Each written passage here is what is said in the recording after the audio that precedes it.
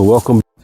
Today we got the siding, has arrived, and we're just gonna go through the process on, of course, getting it installed and putting it on. Dixon, what's up, man? How you doing, sir? Good, good. Good morning, good morning. So with this, do I need a rain screen behind here, Jeff? You don't need a rain screen behind any of it. No, the zip system's got enough drainage that you don't need it. Okay. They've changed over the last few years the requirements for rain screens. Okay. Unless the siding manufacturer specs it. I mean, unless you're green season, Gotcha. most of the wraps or zip systems have enough drainage. Okay. Now with that V-groove siding, is there any? I know, like with the lap siding, every joint we used to put like a piece of flashing behind each joint. Yep. Same thing with the V-groove, or how are you guys? You guys are running it vertical? No, we're going to run it horizontal. Yeah, the V-groove's going to be horizontal. You can flash behind it. The catch is with the tongue and groove, you would actually have to notch out the tongue and groove on the back to be able to get that flashing piece to sit in there. So what I would actually do, and we wouldn't recommend this on regular plank, is caulking that space. Okay. So as they're running these, take just a thin bead of caulk, like a real thin bead, and just hit it on the edge when you're running it in, and then just doing it as you go. Okay. Instead of waiting until the end and then trying to caulk it. That makes sense. So I would run the caulk as you're putting the siding up. Okay. Just run it a small bead on the end. It ain't got to be much. And then that way when you run it into it, it kind of fills in that whole space. Okay.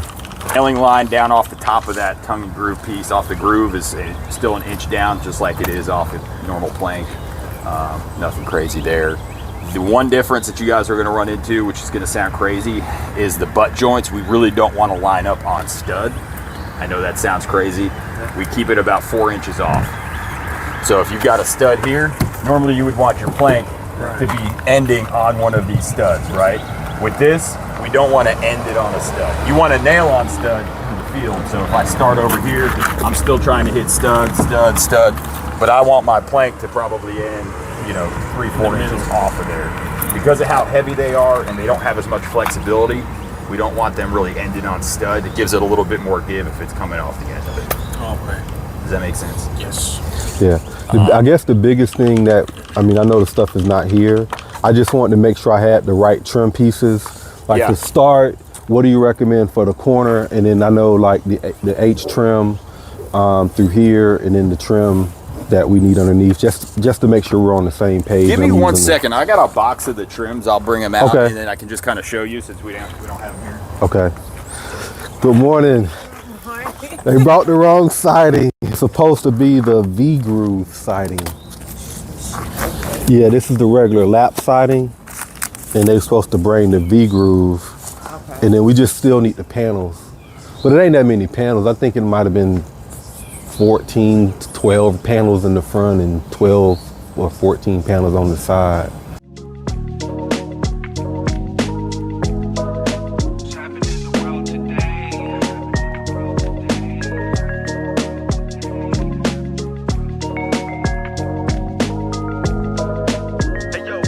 Just met with Jeff from James Hardy. We have siding coming. We have 3 different types of siding coming. Just wanting to get them out here to make sure we're using the right flashing, the proper flashing, sealing this side off, and making sure that we don't get any water leaks is very, very important. So y'all stay tuned. We're gonna document this entire process. The house is gonna look super dope.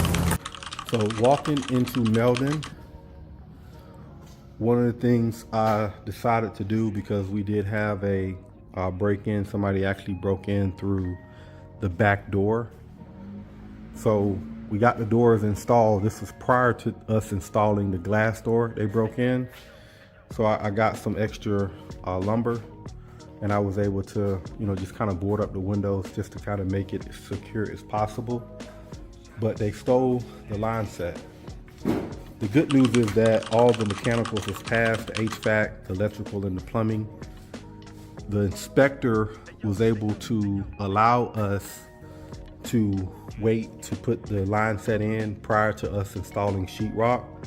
So before we install sheetrock, of course it needs to be in here. So once that's installed, the only thing we got to do is send a picture to the inspector.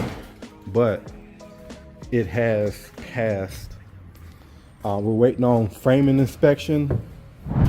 Hopefully that framing inspection will take place tomorrow.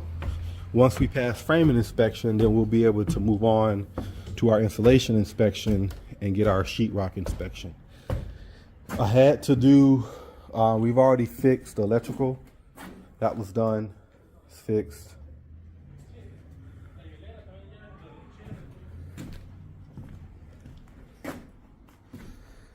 And again, we'll fix this before we put in the insulation.